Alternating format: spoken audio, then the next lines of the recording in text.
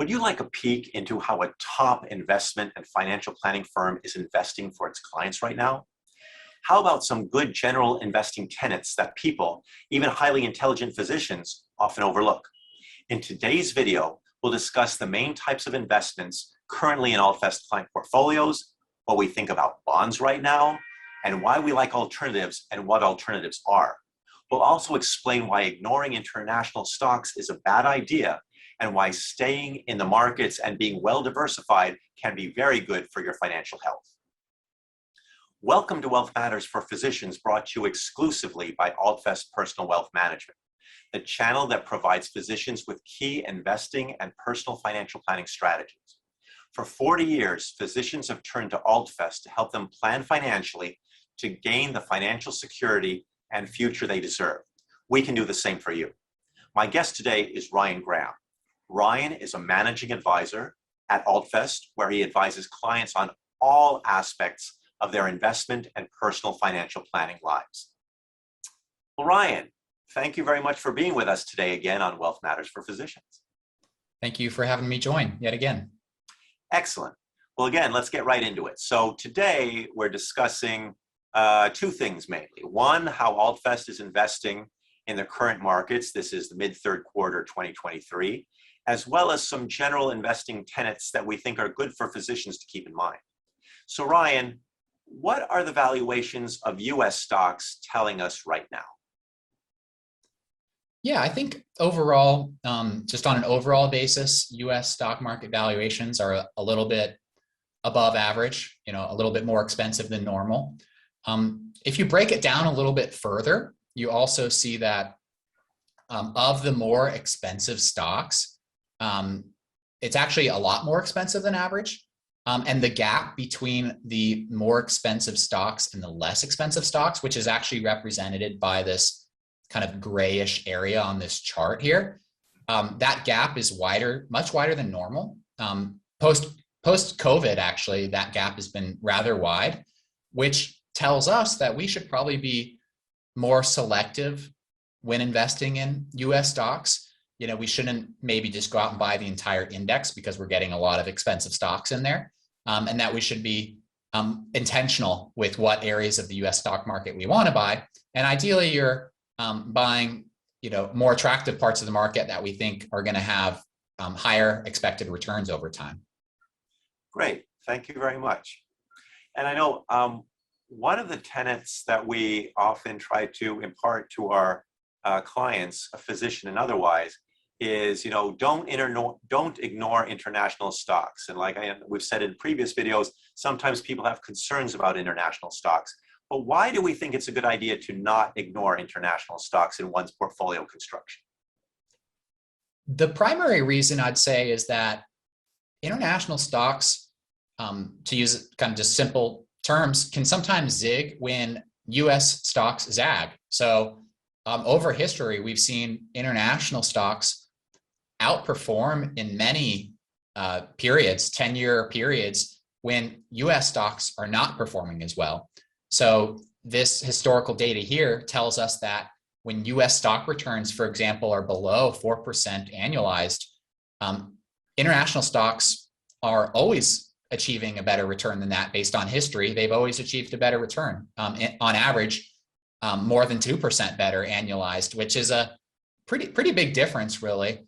And because of that, we think having international stocks in a portfolio can really help returns over time, as well as risk in the portfolio being taken over time, because in many cases, you'll find that international stocks are performing well when US stocks are not. So we think it's a very important thing to have in the portfolio. Yeah, this is a really great slide, Ryan, because look at that. I mean, you can see if you're playing the odds, and a lot of things, a lot of things in types of investment, you're playing the odds, seeing reversion to the mean and so forth. Wow, with all this good historical data, you can see that when US returns are lower than 4%, or even when they're lower than 6%, international, if either in all cases or nearly all cases, are outperforming. And like you said, by 2.4, 2.3 is not negligible, especially when you compound that year over year. So very impressive. Thank you for showing us this slide. Yeah, of course. Another tenet that we often say at Altfest is, stay in the market and be diversified. And especially people, when the markets go down, many people often get fearful and are maybe I'm afraid of staying in the market. Maybe I should sell. And we're always like, stay the course. If you've got a well-diversified portfolio, things are very likely to turn well. There are no guarantees in the world, but things are very likely based on historical to turn out well. Can you put a little bit of meat on this bone? Why do we think staying in the market while being well diversified is often a good thing for our physician clients? Yeah, for our physician clients that are saving in their peak savings years, or are already in retirement, making sure that you take full advantage of the rewards that come from being an investor is very important. And you do that by staying invested. And just to give everyone a sense of what this looks like over different time periods, over a very short-term period, say 1 year, you can have a very wide range of outcomes. You can have a very positive result in either the stock or bond market.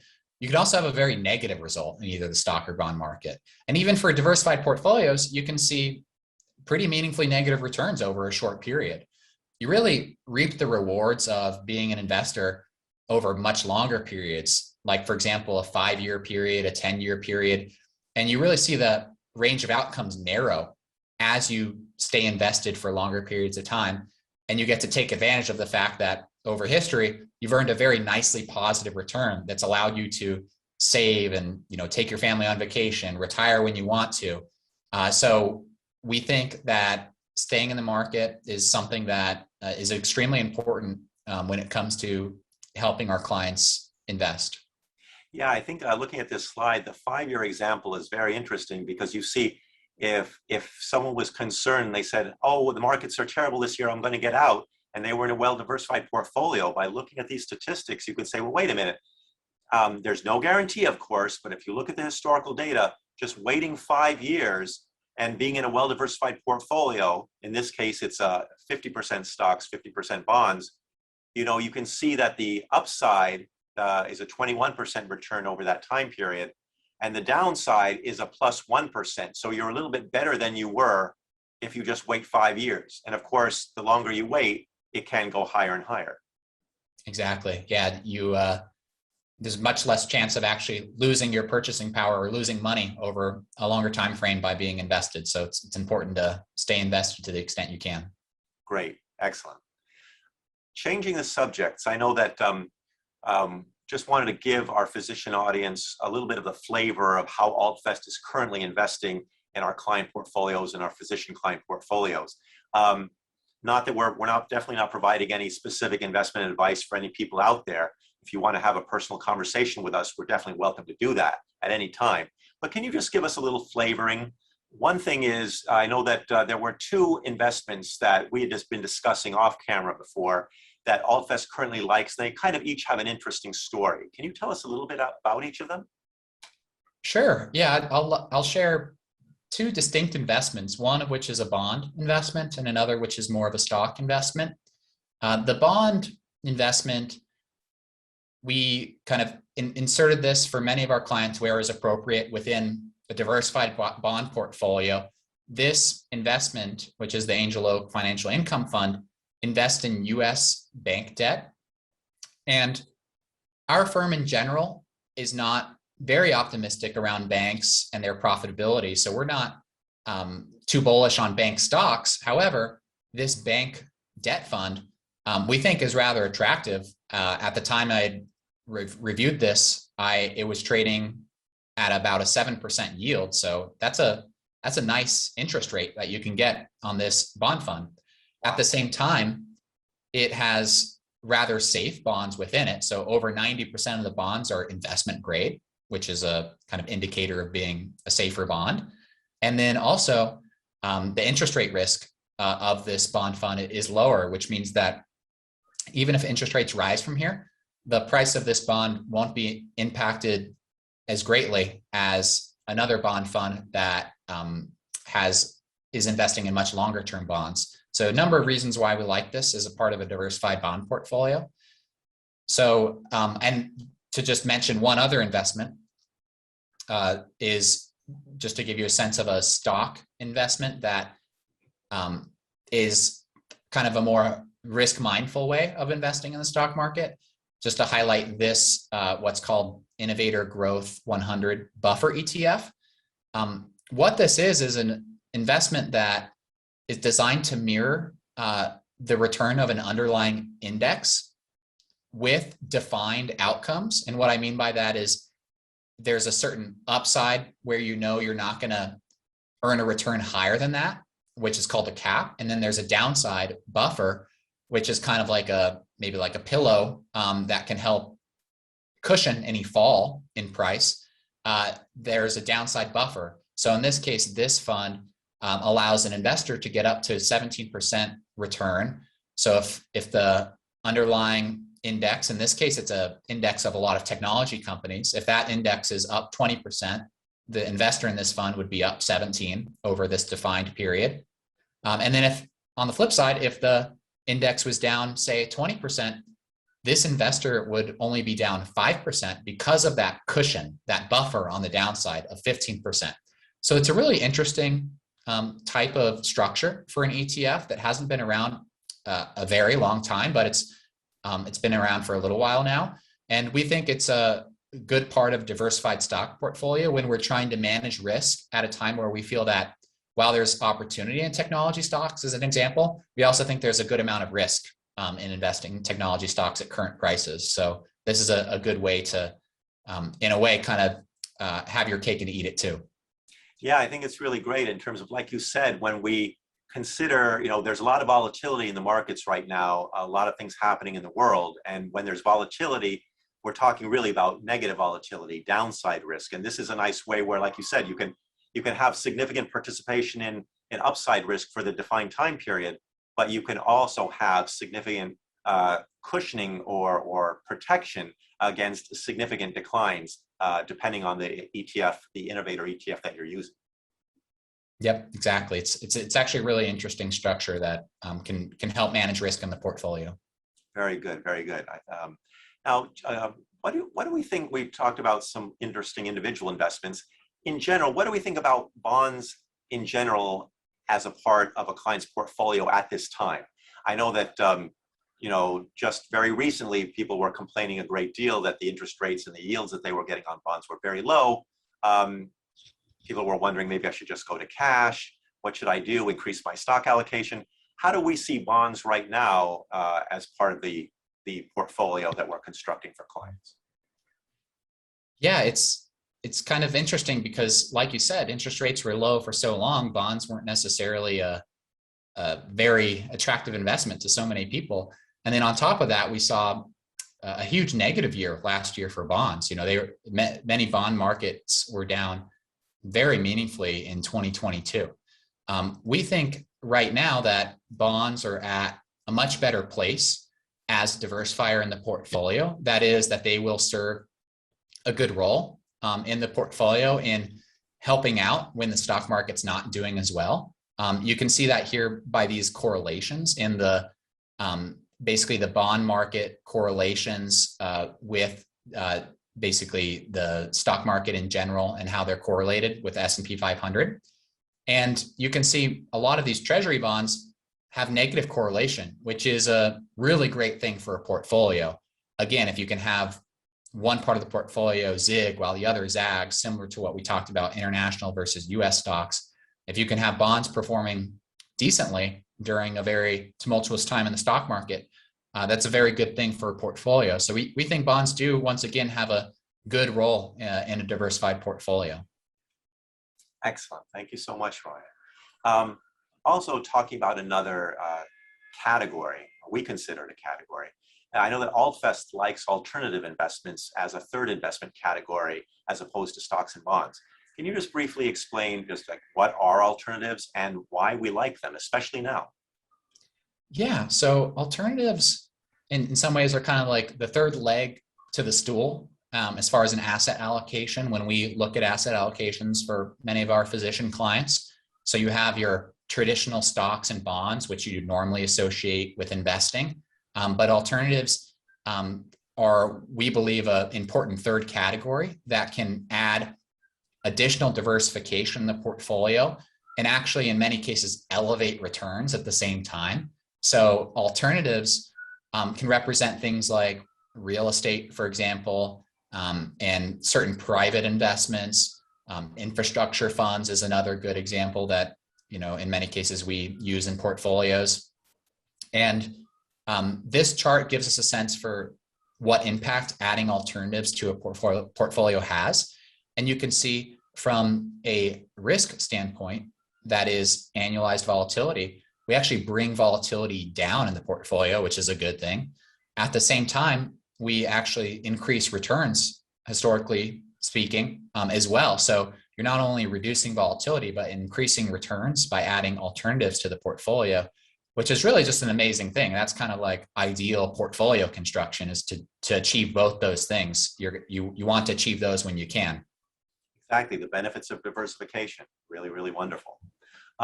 So, all right, getting towards the end of our time together today, can you just give us a little overview of what are like the main types of investments that Altfest currently is using in physician client portfolios, as well as our other client portfolios?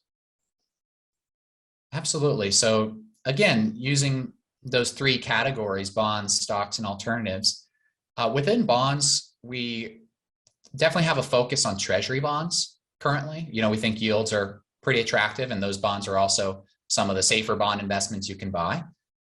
We also, as I mentioned before, think bank debt is relatively attractive. We also like mortgage-backed bonds or securities, and they can have higher yields than treasuries, while we also think they are pretty attractive. Within stocks, I'd say we're a little bit more defensive in the US stock area of the portfolio. We have a pretty big focus in healthcare stocks. Internationally, we are a little bit more bullish on international stocks and have a pretty large focus on emerging market stocks. And then finally, within alternatives, we think real estate has a good place in the portfolio, both public and private real estate in client portfolios, as well as infrastructure funds, things like utilities, toll roads, railroads. Those provide a lot of nice income in a portfolio. And then finally, there's a proprietary strategy that we run that adds a lot of diversification into a portfolio called Alternative Alpha, which over its history has, again, trying to insert some zigging versus zagging in the portfolio while providing a decent return over time. So definitely a lot of things in the portfolio to help manage risk for our physician clients. Excellent, excellent. And last question, and I'll make this a very brief one, because I know that you have a really nice visual, which kind of just, picture's worth 1,000 words. And I know many of our physicians are saying, well, I just want the picture, don't give me the 1,000 words. Can you just show an example of what like a typical portfolio is? Maybe a portfolio that someone has before they start working with us, and then how it looks like after they start working with us?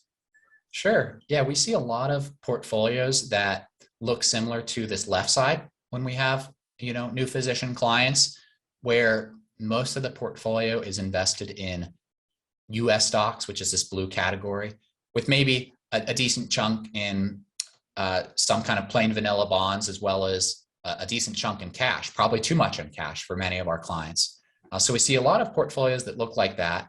And then most of the time, we're kind of adjusting the portfolio to add a lot more diversification, hopefully lower risk in the portfolios, and hopefully also increase returns over time. And you can see here that this portfolio has a lot more diversification in that we added an alternatives category, which is this yellow slice of the pie. We also added a good element of international stocks, which is this lighter blue slice of the pie. We even added a little bit of municipal bonds, which we didn't talk about too much today, but more diversification and more tax benefits in the bond area of the portfolio. So definitely a lot of ways that we're improving portfolios to help our clients with their long-term goals. Great, great, great. I really like that visual. I think more colorful and we think more beneficial for our clients. So again, thank you so much, Ryan, for being with us today on Wealth Matters for Physician. I think that we've really covered a lot of ground, and we've given physicians a lot of flavor of how we're currently thinking and constructing portfolios, as well as some, tried and true investment tenets to live by. So thank you very much. No, yeah. Thank you for having me, Mike. It's always a pleasure. If you'd like to discuss the information explained in today's video, receive a complimentary review of your investment portfolio, or a retirement readiness analysis, or discuss any other personal financial planning area with an Altfest professional at no obligation, please contact my colleague Jesse Freeling at 212-796-8732, or by emailing Jesse at his email address, which is also in the description of today's video. If you like today's video, please click the subscribe button below and hit the bell icon to receive notifications each time we release a new one. If you think that a fellow physician would find this video interesting or useful, please share it with him or her to help them optimize their finances. Lastly, as always, if you have topics you'd like us to cover, like or dislike certain things that we're doing, or have any other feedback, we'd love to hear from you. So please give us your comments in the comments section below. Well, that's all for today, physicians. Thank you very much for watching today's video, and I look forward to being with you again in our next one. Until then, be well, and remember to keep on optimizing your finances, or let us help you if you'd like.